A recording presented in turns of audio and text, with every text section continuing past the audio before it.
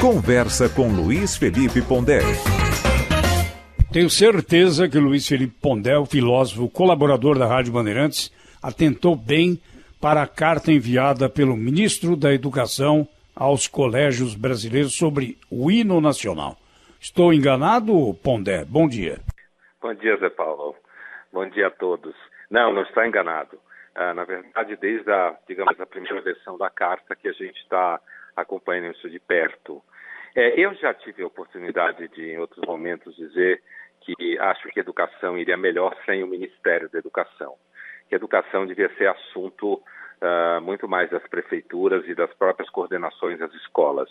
Aliás, esse atual ministro, o Rodrigues, ele já chegou a falar alguma coisa um pouco nesse sentido. Agora, com relação a essa carta, Zé Paulo, sem entrar no mérito do hino nacional enquanto tal, tem gente que tem alergias, crises alérgicas por causa do hino nacional, acho um pouco exagerado isso tudo. Tem muitos países que se canta hino nacional, se faz algum tipo de reverência à bandeira, como o próprio Estados Unidos. Eu, durante muito tempo, e gerações mais jovens, cantava o hino nacional algumas vezes na escola. Acho que isso é uma questão que tem um pouco de frisson demais em relação a isso. A ideia de que os jovens devem crescer num ambiente de um pouco mais de consciência com relação a certos símbolos nacionais, é objeto de discussão, não é a priori negativo. A carta e o slogan depois do Bolsonaro e o pedido de filmagem do processo todo, isso é muito ruim. Isso é muito ruim, Zé Paulo. Isso é muito ruim porque, na verdade, eu lembro, durante a campanha, o próprio Bolsonaro estimulava os alunos a filmarem professores, que a gente discutiu isso aqui no Jornal Gente, lá atrás, eu lembro do dia em que a gente conversou sobre isso, lá atrás, quando o Bolsonaro soltou um vídeo em que ele estimulava os alunos a gravarem professores que estivessem fazendo pregação ideológica, como eles falam, que quer dizer marxista, né? Porque eles também são ideológicos.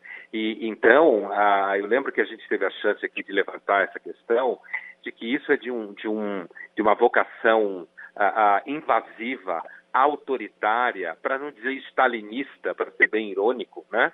Levando-se em conta a postura política do governo, porque você estimular as pessoas, no caso da escola, filmar situações, é você estimular a destruição e a corrosão de uma certa confiança que é o pressuposto do convívio social.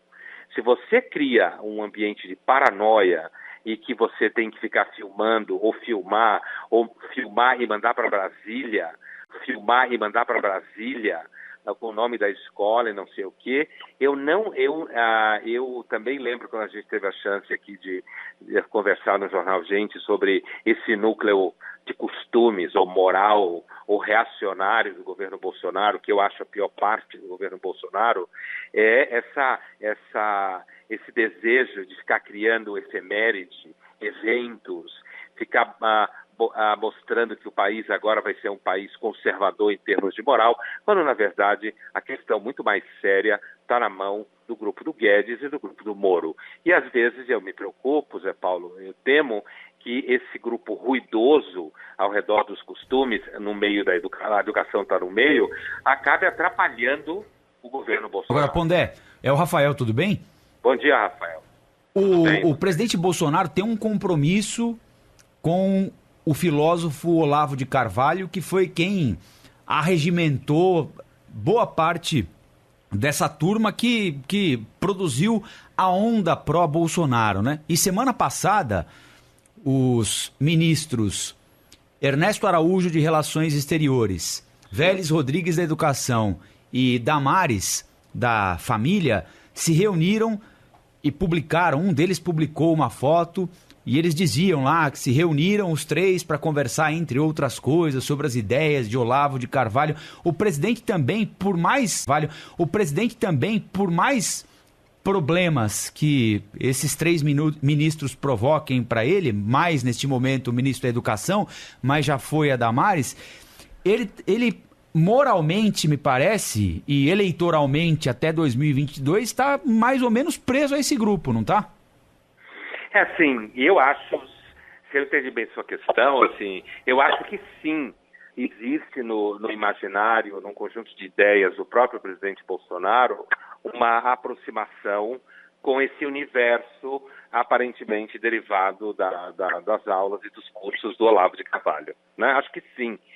Eu não sei até que ponto, Rafael, do ponto de vista eleitoral, numericamente, esse grupo esse grupo é muito combativo, muito militante, às vezes agressivo, né, como a gente sabe.